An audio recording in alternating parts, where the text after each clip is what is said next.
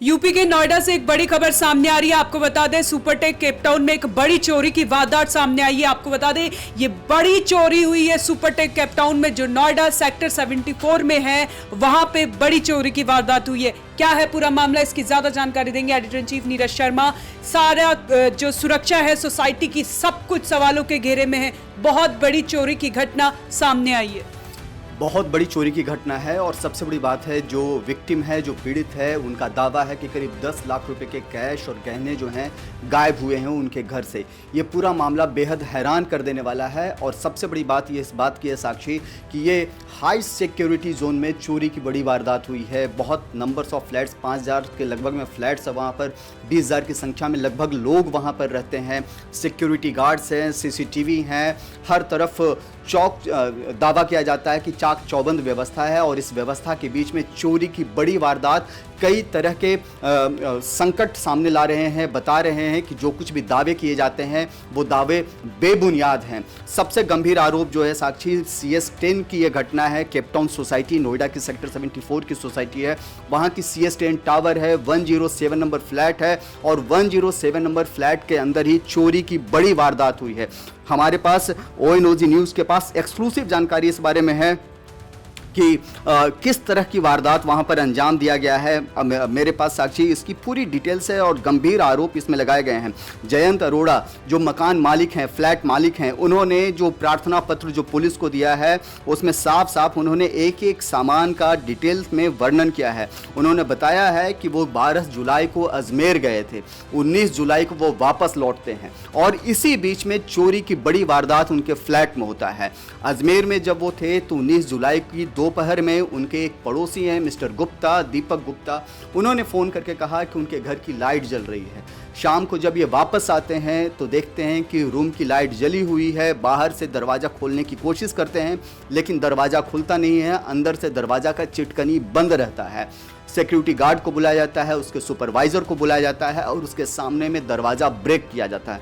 जब ये अंदर जाते हैं, फ्लैट के अंदर में पहुंचते हैं तो देखते हैं कि सारा सामान जस के तस पड़ा हुआ है, लेकिन जो ड्रॉर है जहां इन्होंने अपने गहने और कैश रखे हुए थे वो खुला हुआ था और वहां से गहने और कैश जो हैं वो गायब हैं। इन्होंने जो आरोप लगाया है और इनका जो दावा है कि इनके यहाँ से जो सामान चोरी हुए उसकी इन्होंने पूरी एक लंबी फहरिस्त जो है थाने में दी है और उसके मुताबिक चांदी की एक प्लेट, कंगन, 2 कंगन हैं, अंगूठी 10 हैं, कान की बाली 1 हैं, टॉप्स हैं 2, चांदी के कंगन 1 हैं, सोने की चेन है 2, नाक की नथ है 2, चांदी का करघा है 2, चांदी की पायलें 4 हैं, चांदी की बिछिया 10 हैं, नकद राशि है करीब 1,70,000 रुपये और व्यक्तिगत सामान भी 1 है और चांदी की सुइयां करीब 10 जो हैं वो गायब हो गई हैं। अब आप समझ सकते हैं साक्षी कि कितने बड़े संख्या में सामान गायब हुए हैं, चोरी हुई है और ये सब कुछ दिन दहाड़े कहा जा रहा है कि दिन दहाड़े चोरों ने इनके घर में घुसपैठ की। जो ONOG को जो एक्सक्लूसिव जानकारी मिली है और जो जयंत अरोड़ा से जो बातचीत हुई है ONOG को, उसके मुताबिक जयंत अरोड़ा से ने जो जानकारी दी है कि इनकी जो सेकंड रूम है उस रूम के ज़रिए जो है जो चोर जो है एंट्री करते हैं वहाँ के वॉशरूम साइड से, वहाँ पर का शीशा भी टूटा हुआ है और चूंकि ये फ्लैट नंबर 107 है तो ग्राउंड फ्लोर से ज़्यादा दूरी नहीं है साक्षी, करीब 12 फीट का अराउंड का ये पूरा डिस्टेंस है और 12 फीट बड़े आसानी से चोर क्रॉस करता है, ऊपर चढ़ता है, इनके रूम में घुसता है और चोरी की वारदात करके अंदर से सिटकनी बंद करके बड़े आराम से, इत्मीनान से फरार हो जाता है। आप समझ सकते हैं कि ये सब कुछ ऐसी घटना घटती है जैसे किसी फिल्मी अंदाज में इस पूरे घटना को अंजाम दिया गया हो और किसी को कानो कान भनक तक नहीं लगती है। अब 19 जुलाई से आज जो है 20 जुलाई बीत गई, 21 जुलाई में आज आ गए, 22 जुलाई का तारीख हो गया और अब तक पुलिस के पास अभी FIR दर्ज नहीं हुई इस पूरे मामले में। पुलिस जो है मामले के अनुसंधान कर रही है, जांच कर रही है, पता लगा रही है कि किन लोगों का हाथ है और किन लोगों की सक्रियता इसमें हो सकती है। पुलिस CCTV भी खंगाल रही है ताकि आरोपियों के बारे में कुछ पता चल सके, लेकिन अभी तक पुलिस के हाथ खाली हैं। हम आपको जानकारी दे दें साक्षी कि जिस तरह की घटना घटी है, इस घटना में उन्होंने जो सोसाइटी की जो मेंटेनेंस कंपनी है, ग्रेविटी मेंटेनेंस कंपनी, उसके खिलाफ बेहद गंभीर आरोप लगाए हैं। जो आरोप जयंत अरोड़ा ने लगाए हैं उसमें उन्होंने इस घटना की प्राथमिकी दर्ज कराने की तो मांग की ही है।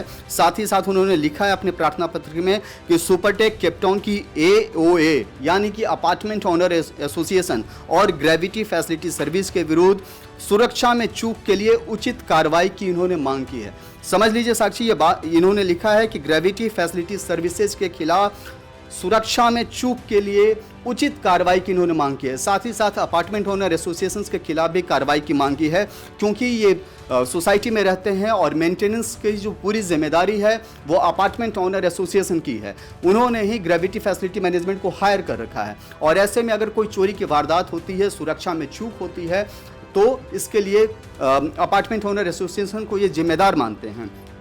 आपको बता दें कि जिस CS में ये रहते हैं, करीब 3,000 रुपये से ऊपर का जो महीना है, ये 3,500 के अराउंड जो है केवल मेंटेनेंस के लिए देते हैं और वो मेंटेनेंस सुरक्षा के लिए ही दी जाती है, वो रख रखाव के लिए ही दी जाती है। लेकिन इस तरह की वारदात बहुत गंभीर बात कहती है।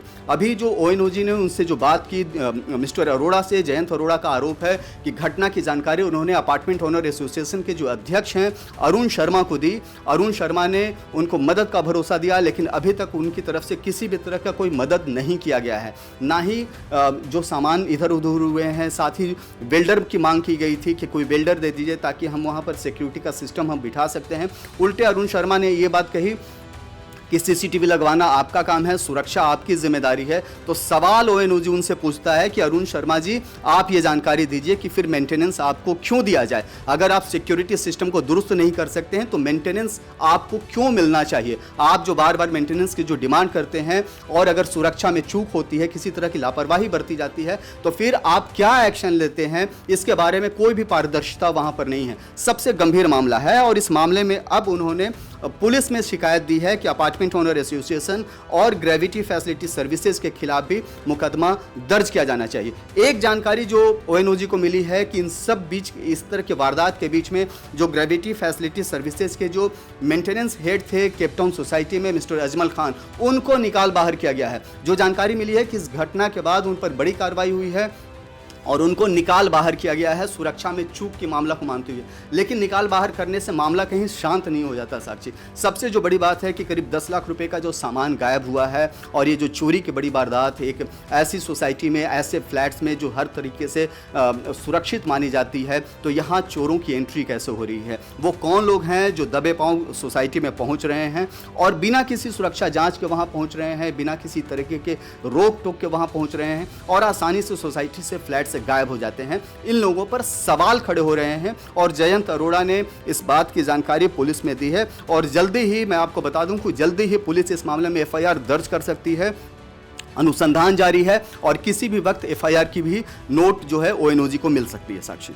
जी नीरज जी, एक और बड़ा सवाल है, जब हम सोसाइटी के अंदर एंट्री करते हैं तो उसके कई प्रोसेस होते हैं। सबसे पहले तो आप मेन गेट में आप जिससे मिलने जा रहे होते हैं या फिर किसी काम के लिए जाने होते हैं तो पहले आपको वो इन्फॉर्मेशन देनी होती है, जिसके बाद आप उसके बाद जब आप जिस टावर में जाते हैं उससे भी आपको एक सिक्योरिटी चेकिंग से गुजरना होता है। उसके बावजूद इतना बड़ा कांड ये कैसे हो सकता है? और आप ये बताइए कि जो चोर है उन्होंने दिन दहाड़े, आप कह रहे हैं कि इस वारदात को अंजाम दिया, तो सुरक्षा भी वहाँ पे होगी, तो ऐसे इतनी बड़ी चूक सुरक्षा में कैसे हो सकती है? देखिए, सिंपल सी बात है, मैं ये नहीं कह रहा हूँ कि दिन दहाड़े घटना घटी होगी, घटना रात को भी घटी होगी, लेकिन चोरों की एंट्री हुई है, नंबर 1।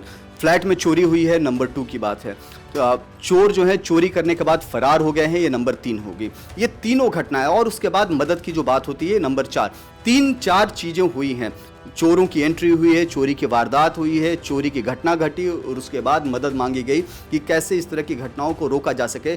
तब अपार्टमेंट ओनर एसोसिएशन की ओर से जो बेरुखी सामने आई है वो सवालों के घेरे में है। जयंत अरोड़ा इस वक्त परेशान है। ONOG से जो उन्होंने अपना दर्द बताया वो बेहद गंभीर है और उन्होंने बताया कि ये जितने भी गहने थे, उनकी बहन की शादी अभी कुछ महीने पहले हुए थे, 2-3 महीना पहले की बात है, और उसी के गहने रखे हुए थे, तो बहन के गहनों पर हाथ साफ किया। एक बात तो तय है साक्षी कि जिस किसी भी चोर ने इस वारदात को अंजाम दिया है वो डायरेक्ट इनडायरेक्ट कहीं ना कहीं तो वो जानता था इनके बारे में, क्योंकि ये 12 तारीख को अजमेर जाते हैं, 19 जुलाई को वापसी करते हैं और इसी बीच इस पूरे वारदात को अंजाम दिया जाता है। सवाल यह है साक्षी कि एक हाई राइज अपार्टमेंट्स में जहाँ सुरक्षा के तमाम चौकस प्रबंध किए जाते हैं और वहाँ इतनी प्रबंध होने के बावजूद जो है इस तरह की चोरी की बड़ी वारदात जो है सवालों के घेरे में है। सबसे बड़ी बड़ा सवाल जो है सिक्योरिटी सिस्टम पर है। देखिए 5,000 के लगभग में वहाँ फ्लैट्स हैं, लगभग 20,000 लोग रहते हैं और करीब रोज़ाना हज़ारों की संख्या में जोमेटो और बाकी स्विगी या बाकी कोई भी कंपनी के जो वेंडर्स है वो वहाँ पहुँचते हैं। उनके पास केवल एंट्री के नाम पर मोबाइल फ़ोन पर एंट्री होती है, उसके बाद वो चले जाते हैं। ये जितने भी लोग आते हैं कंपनी की तरफ से इनको ड्रेस मुहैया कराया जाता है, उसके बावजूद भी ये बिना ड्रेस के सोसाइटी में घूमते दिखेंगे। न जाने कितने प्राइवेट कॉन्ट्रैक्टर्स वहाँ पर काम करते हैं जिनके पास कोई आई कार्ड नहीं होता, कोई पर्ची नहीं होता। तो पूरा सिस्टम लैप्स है यहाँ पर, और उसी सिस्टम जो लैप्स है उसका सीधा फायदा उन चोरों ने उठाया, क्योंकि उसको सिस्टम के बारे में पता है कि केपटाउन सोसाइटी में कहाँ लैप्सेस हैं। उस लैप्सेस का फ़ायदा उठा करके चोर उस घर में पहुंचते हैं CS10 टावर के फ्लैट नंबर 107 में, और इस बड़ी वारदात को अंजाम दे करके सुरक्षित बाहर चले जाते हैं। फिलहाल पुलिस मामले की जांच कर रही है और जांच के बाद ही ये साफ होगा कि पूरा मामला किस लेवल तक का है, किस तरीके से चोरों ने इस वारदात को अंजाम दिया। क्योंकि सबसे बड़ा सवाल क्या है कि जिस जगह से चोरों की एंट्री हुई है वहाँ पर कोई CCTV नहीं है और कुछ एरिया खाली है, ऐसे ही बंद पड़े हुए हैं। तो वहाँ पर CCTV नहीं होना, लाइट्स का प्रबंध नहीं होना, कई तरह के सवाल जो हैं पूरे सोसाइटी की सुरक्षा व्यवस्था पर खड़े कर रहे हैं। खास तौर से इस घटना के बाद सीनियर सिटीजन्स परेशान हैं, जो महिलाएं रहती हैं वो डरी सहमी हैं, क्योंकि हर किसी को चिंता है अपने फ्लैट्स में इस तरह की घटना का, और ये सेंट्रल नोएडा का हिस्सा है और वहां पर इस तरह की वारदात कई सवाल खड़े कर रही है। जी नीरज जी, बहुत बहुत धन्यवाद आपका। तो ये बड़ी खबर यूपी के नोएडा से सुपरटेक केपटाउन सोसाइटी में बड़ी चोरी की वारदात हुई, जिसके बाद पीड़ित परिवार की गुहार है मेंटेनेंस टीम से, एओ टीम से कि उनको न्याय दिलाया जाए। अब पुलिस फिलहाल मामले की जांच कर रही है। क्या कुछ खुलासा होता है, पल पल की अपडेट आप तक पहुंचाते रहेंगे। आप बने रहे हमारे साथ और देखते रहें one nation one group news.